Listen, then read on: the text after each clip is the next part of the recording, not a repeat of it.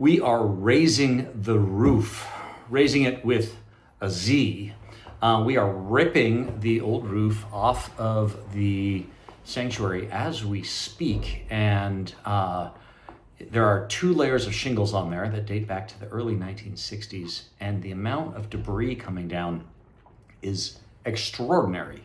Thank God our church seems to have been built well enough that nothing is coming through the roof into the sanctuary, so we're not getting things too dusty, which means we'll be in the sanctuary for Sunday church.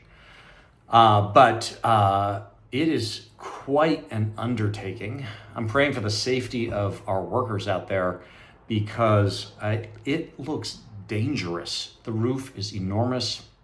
It is very steep. They're using tools that are big and bulky, and I gotta say, as a former rock climber, their use of safety ropes and harnesses is perhaps more faith-based than our insurance adjuster would want to see. Thank God these guys carry their own insurance. So please join me in praying for the safety of our roof raisers. Meanwhile, we are raising the roof, different spelling, at Christ Church. As you've heard me blather on about, we have seen a lot of new folks coming to this church in the last few years, and we have to change some in order to welcome them into our midst. We're not asking people to come and be like us. We are creating something new together. And I am asking a lot of the vestry as we make this transition, and the vestry is in turn going to be asking a lot of the church. So Christ Church is at a classic pinch point that a number of churches hit, in which our leadership structure, our management practices, and even our budget are no longer adequate for the number of people who are coming in the doors. And this shows up in a few places. We see folks running ministries who are tired because the need just keeps growing. And we see clergy who become bottlenecks, or I think maybe a better metaphor is clumsy jugglers who drop too many balls. At a church that is a little smaller than ours, the classic model is for everything to run through the clergy or to run through a small group of leaders. But as the system increases in size, the clergy just can't handle that much stuff. And while I like to think I'm Superman, I learned a couple years ago that physically, at least, I am very much not Superman. So an example of this would be in our confirmation class that we're doing. I've been holding a lot of it myself because I really love teaching confirmation and I love working in a small group like that. But there's just simply been too much other stuff. So confirmation has been not on, what's my metaphor? Not on the front burner for me as much as I would like it to be. And that means I've been ignoring some of our adult leaders who are the perfect people to help lead confirmation.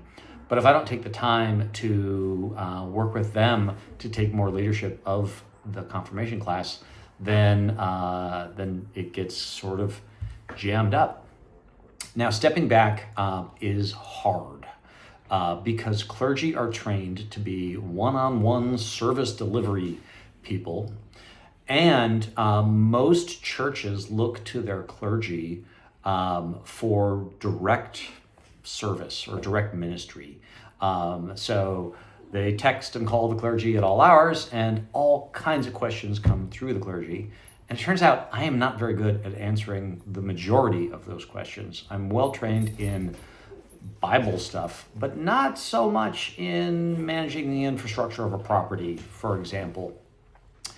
So I am going to be working on stepping back from some of my I wouldn't say day-to-day stuff, but some of the email traffic that I would get involved in because I'm interested in it and I'm curious to see how things shake out. But often those projects will move faster if I am not in the way.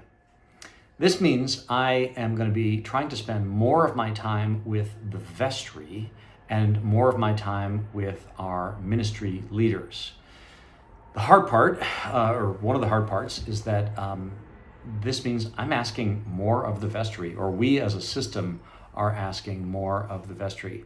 In particular, I've been asking an awful lot of our wonderful senior warden, Leslie Flagg, and of our junior warden, Dave Brass, leaning on them to help carry initiatives forward within the vestry. And then we're asking the vestry itself to do more advanced reading and to take on more coordination with their ministries that they oversee. We're trying to create more time in our vestry meetings for something we're calling jackals and ostriches, and that is creative time where we aren't dealing with spreadsheets, but we're dealing with the ministry of the church.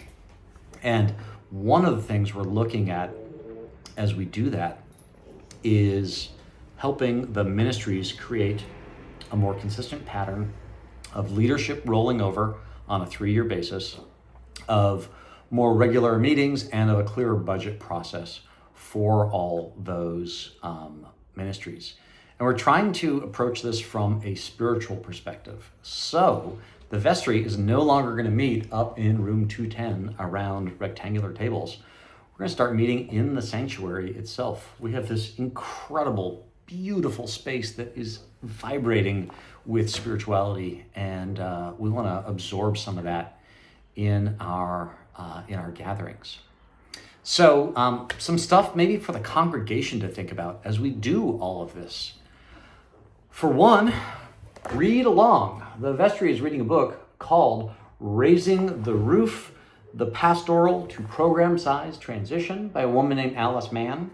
Now, it's a little dated. It's 25 years old, but it is a book written exactly for the size of a church we are and for the dynamics that we have been experiencing. Another way to get involved is to join a small group. As a church grows in size, folks still need to connect in intimate ways with their neighbors in the community. And the best way we have to do that around here is to join one of our many, many small groups that we have going on. Another thing that I want to ask folks to do is to be aware of their own anxiety. When a church changes, people tend to get anxious. Leaders tend to get anxious because we don't quite know what we're doing. We like to think of church as an extremely stable institution, but in many ways that is counter to what Jesus talked about, which was constant change and asking people to think again as children, or to be born anew and to bring fresh eyes to the place they are in the world. Alice Mann has a quote that captures some of this. A congregation must deliberately relinquish familiar patterns of behavior and begin to act as larger congregations act. So the pastor needs to let go of some control and empower others, and those others we're going to ask to take on more responsibility for delivering some of the ministry of the parish. Alice Mann says it this way: clergy must shift a good deal of their time and attention away from direct delivery toward assembling and guiding a team of program leaders. To help us as we do that, we are taking a close look at our communications processes. We're actually hiring a consultant to look at all our digital communication, all our print communication, and we're going to figure out how we can coordinate better and share what we are up to as a community more effectively within the congregation and with the world beyond it. Now, all of that is a lot of church management speak. And what I want to be careful about is that we don't take our eyes off the vision, which is trying to live in Jesus's example. And we've been doing that in 3 specific ways lately here at Christ Church. Those are providing community in a world in which there is so much isolation, and helping people to connect with God and a larger community. I'm going to pause. I don't know if you can hear it. Olive over there is snoring Can you see her? No, you can't see her. She's snoring rather loudly, hurting the audio content here. So the vision of the church, we want to keep that front and center. The point of all the management mumbo jumbo isn't an exercise in itself. It is so that we can continue pursuing our vision with more people who are showing up in our church. So we need to keep telling the story that we have been telling throughout 156 years at Christ Church. 156? 157, I think. But we do need to change some processes for how we share that in order to keep doing it in a changing world. Now, why are we doing this? Is growth the point? No, it is not. Growth has already happened, and the system is showing strain because of it. The management system, not the gospel system. And so we want to adjust to accommodate the growth we are already seeing, and to put ourselves in a position where if the Spirit of God continues to bless this community with more abundance, we are ready to lean into that and to nurture it.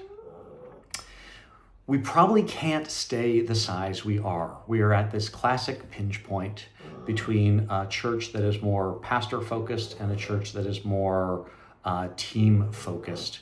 And this tends to have a high burnout rate for leaders and for clergy. So we want to move beyond that. Otherwise, we will likely still continue to bring in newcomers, but our departures, people who would move away from the church because it's no longer feeding them as it originally did, the departures may outnumber the number of new folks coming in.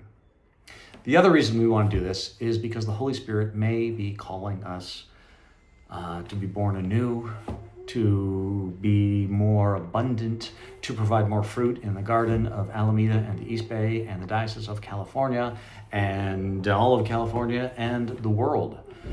Something great is happening here. We are full of life and people, and we are preaching the gospel. And I want your help as we continue to do that. God bless all of you dear people.